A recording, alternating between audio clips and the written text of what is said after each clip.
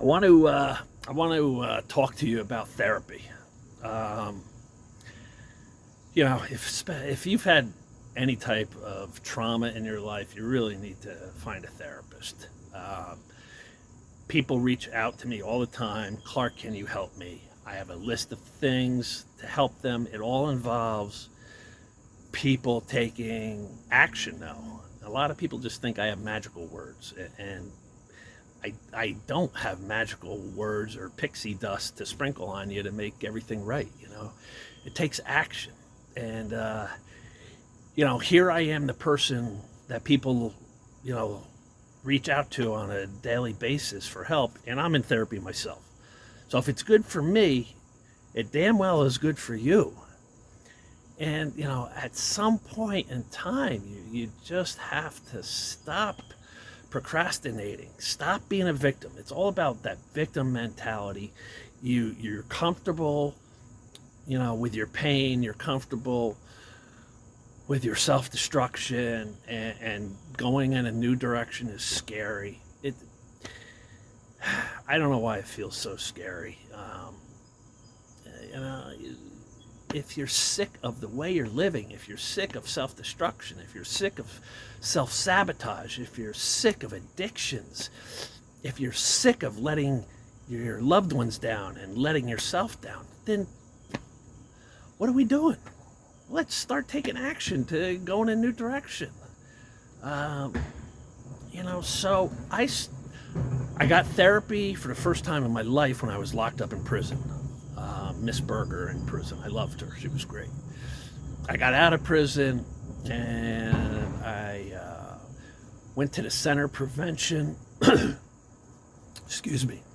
I went to I had parole made me go get a drug eval. So I had to go to the Center of Prevention in my town, get a drug eval. And I decided to stay on and do therapy with Rachel Wallace there. And that lasted for about 2 years after I got out. And then, work got crazy, and other things in my life got crazy, and I was away from therapy for a while. And then I had new trauma in my life.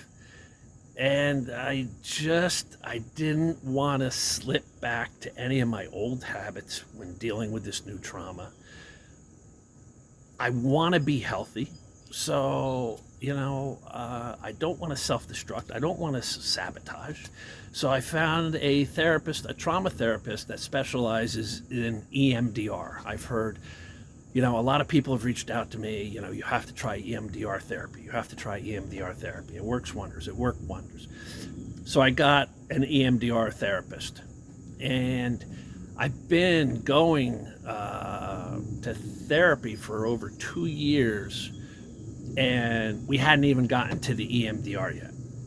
I've had enough stuff going on in my life, Just because you had childhood sexual abuse doesn't mean all of a sudden life is going to be smooth and easy. It doesn't work that way. You're constantly going to get punched in the gut by life. So I've had enough issues for the last 2 years to keep me and the therapist busy before we have even gotten into EMDR therapy. And we've been going over, in these 2 years, we started a trauma timeline. And I've been doing my trauma timeline for a while. We would do it, and then stuff would come up in my life, and we would focus on that, and could be a month or two before we got back to the trauma timeline, So we finished the trauma timeline, and then we've been building up to my first EMDR session. And I had my first EMDR session this past Friday. And, I didn't know what to expect. But I had something, I don't want to go into the exact detail, but I had something that was triggering that morning about the abuse. My daily meditation that I do, there was something in my meditation that took me back to the molestation by Dennis Pegg. And so I went in. It happened that morning of my therapy session. So I went into therapy and told her about what happened. And we decided to use that as the starting point for the EMDR. And she had me get an image in my mind with regards to, what had triggered me that morning. And then she starts the EMDR as I'm focusing on that image. And, you follow her fingers for about 20 seconds or so, back and forth. And it helps the mind to begin to process the trauma. And doing that, after the 20 seconds, then she asked, what am I feeling? What thoughts popped into my head? What emotions I'm feeling? And I had tightness. It started off as tightness in my chest. I froze when Dennis Pegg would touch me. Froze and felt stiff like a board and paralyzed. And that's, what was happening. So then we focused on the stiffness in the chest. And it took a couple of these 20-second things with the fingers for the stiffness in the chest to go away. But then my jaw was locked, and I had this tightness in my jaw and my cheek muscles. And so then we focused on that. And then the stiffness, went to my stomach. And then we did the EMDR for that until that went away, or till it was, till it was at a minimum. And then she, what emotions are you feeling? And then we went into the emotions I was feeling. And then for each emotion you're feeling, she does the EMDR. And at the end of it, she said, all right, now that original image that you focused on when we started this, I want you to recall that image now. And I couldn't recall the image. I mean, I know what the image was, but I couldn't get the image to come. When I started the session, that image was so bright and so clear in my mind. It it was like amped up vision. And then at the end of the EMDR, she asked me to bring that image back up in my mind. I couldn't do it. I couldn't get the image for me to focus on it.